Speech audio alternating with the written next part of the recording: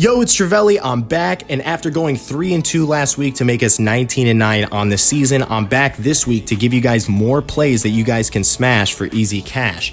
So, if you can, please like, comment, and subscribe. Let's get this channel out to as many people as possible. Also, follow me on Instagram and Twitter so you get my daily notifications for when I'm dropping videos, which is going to be Monday through Friday, because I'm never slacking. Now, let's jump into the action. I'm living life like this. Maybe give a little glimpse, maybe give a little glimpse. So I've got 7 picks for you guys to play this week. I'm going with volume because I saw a lot of possible plays that I think we can take advantage of. So I have to say this in all my videos from now on. I am not a financial advisor. I'm simply a betting strategist that has made a decent living doing this, and I want to give my advice to you guys so you guys can smash for easy cash. So let's go right into the action here. We're going to jump into our first game. We've got Utah State at UNLV -6. I like Utah State -6 here for a couple simple reasons. They're a very good road team. They're undefeated on the road this season at Washington State and at Air Force, which are 2 way better teams than UNLV. Like, not even close. It's night and day how much better these teams are than ULV. So I see UNLV is winless on the season. Obviously, they've played 2 good games versus UTSA and Fresno State recently, only 1-score games. But think about this. If Utah State was to only win this game by 7, like UNLV has been putting up a good fight versus these better teams, you still cover because this line sucks.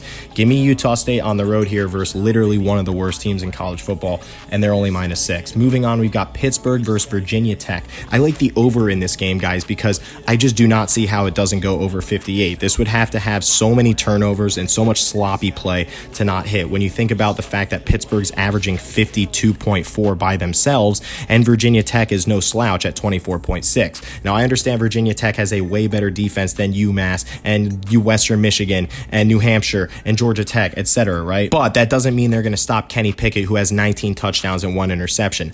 I see Pittsburgh scoring somewhere in the middle here, right? If they can get to 40 points, you guys are set. If they go anything over 40 points, this is an easy smash because I do see Virginia Tech hanging around in this game a little bit. They play great in Plattsburgh. Give me Virginia Tech to get you 21 to 24 points, and I do not see Pittsburgh scoring less than 37 in this game. Kenny Pickett can't be stopped. They have some of the best receivers in the ACC. Yeah, definitely hit the over on this game. Moving on to San Diego State, we have another over-under 41. I like to hit the over here because I think that either of the game scripts, however this plays out, whether San Jose State is getting blown out or San Diego State is in a dogfight with this bad team, I think either way, 41 is just not enough points. San Diego State is putting up 35.8 by themselves. Think about it. If they blow out San Jose State like convincingly by scoring 35 points, you only need a touchdown by San Jose State, period. And it's not like they don't average at least 20 points a game. San Jose State has definitely had some offensive dud performances this year for sure. They are not a good college football team, but that's not what we're betting on, guys. The over-under is only 41. I love the over on this, guys. Either way this game plays out, I think you get there. Think about it. 35-7 San Diego State, you get there. 28-14, you get there. 27-17, you get there. I just think that any way you slice this game, you're probably going to get there unless there's like a slew of turnovers. All right, moving on, we have Vanderbilt versus South Carolina at South Carolina. Now, South Carolina is only an 18.5 point favorite here. I think this is pretty simple. Vanderbilt's one of the worst teams in college football. Their only wins are versus UConn and Colorado State, who are borderline FCS teams. South Carolina, way better than both of these teams.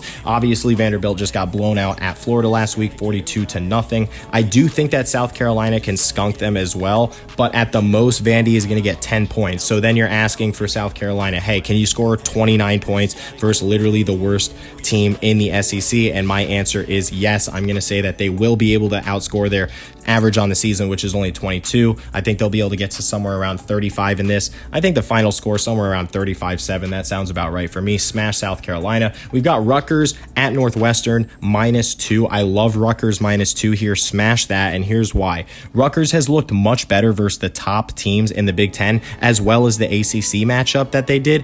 Northwestern has failed both of these tests miserably. At Nebraska, 56-7 blowout. At Duke, their ACC matchup, they lost by a touchdown on, and Duke is probably one of the worst teams in the ACC right now, and they also got blown out versus Michigan State. So all of their tests so far this season, they failed. Rutgers, on the other hand, at Syracuse 17-7, at Michigan only a 20-13 loss.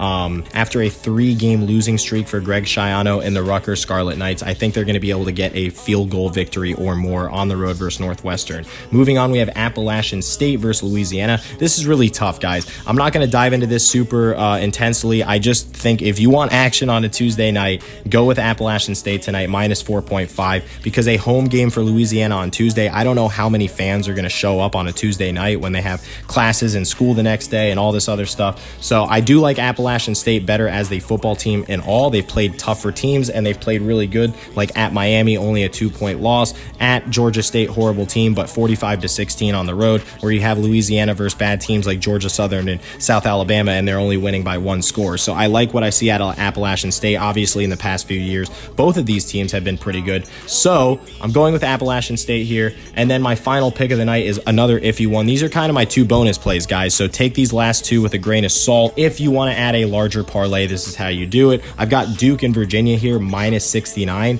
I don't see how it gets to 69 points in this game. I do like Brandon Armstrong. I know he's good. Gunnar Holmberg, not the best quarterback in the world. Duke is not the best team in the world. Their defense is not good, obviously, and neither are Virginia. So I know why you might say, okay, you have a good quarterback for Virginia, and Duke does move the ball somewhat. They have a good running back in Mateo Durant. So you're thinking both these teams are going to move the ball. They're both going to score over 30 points, and, then it's going to be a dogfight. I'd say that, let's say, Duke is going to score around 27 in this one, and even if Virginia was to put up a whopping 41 or 42, you push, 41 you pass. So think about it. Is this final score going to be 42-27? Is Duke going to put up 27 at Virginia? I highly doubt it, guys. I like the under in this one as well. So go ahead and smash these plays individually or as a parlay. But if you do the parlay, definitely bet them individually so you don't screw yourself. And as always, guys, we smash for easy cash. I hope you guys are doing great. Have a great day. Smash the like, comment, and subscribe.